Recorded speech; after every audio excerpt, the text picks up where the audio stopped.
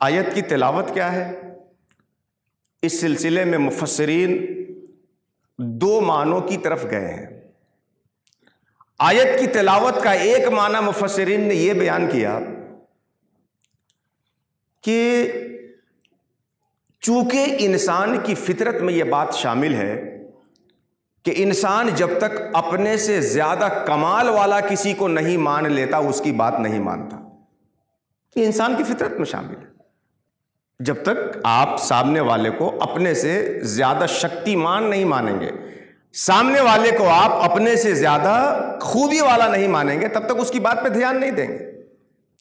اس لیے اللہ تعالیٰ نے نبیوں کو جب انسانوں کے بیچ بھیجا تو انہیں خاص کمال دے کر کے بھیجا کہ اس کمال کو دیکھ کر ان کی قوم عاجز رہ جاتی تھی، دنگ رہ جاتی تھی، حیران و ششد رہ جاتی تھی، اور یہ قوم ماننے پہ مجبور ہو جاتی تھی کہ یہ ہم جیسا آدمی نہیں ہے، ہم سے زیادہ کمال رکھنے والا انسان ہے۔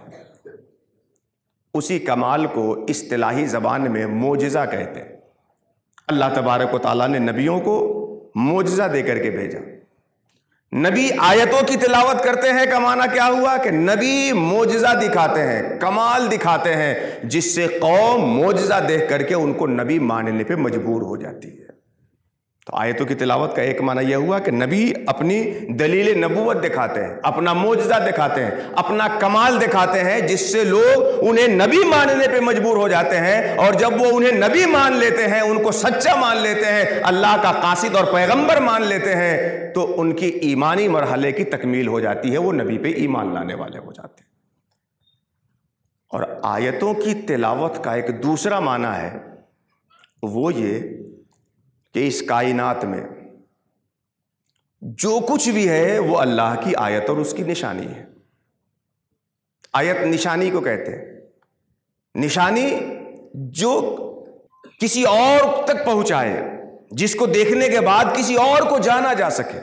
بلب کے جلنے کو دیکھ کر آپ لائٹ کے ہونے کو جان جاتے ہیں، تو بلب کا جلنا یہ لائٹ کے ہونے کی نشانی اور آیت ہے۔ تاریکی اور سناٹوں سے رات کے ہونے کو جانا جاتا ہے، یہ تاریکی آیت و نشانی ہے رات کے لیے۔ سورج کی کرنیں جب ہمارے گھروں کے اندر داخل ہوتی ہے تو اسے دیکھ کر سورج کے نکلنے کو جانا جاتا ہے، یہ اس کی آیت ہے۔ ابھی سامنے سے ٹرین کے گزرنے پہ ایک آواز آئے گی، اس آواز کو سننے کے بعد آپ جان جائیں گے کہ سامنے سے ٹرین گزر رہی ہے۔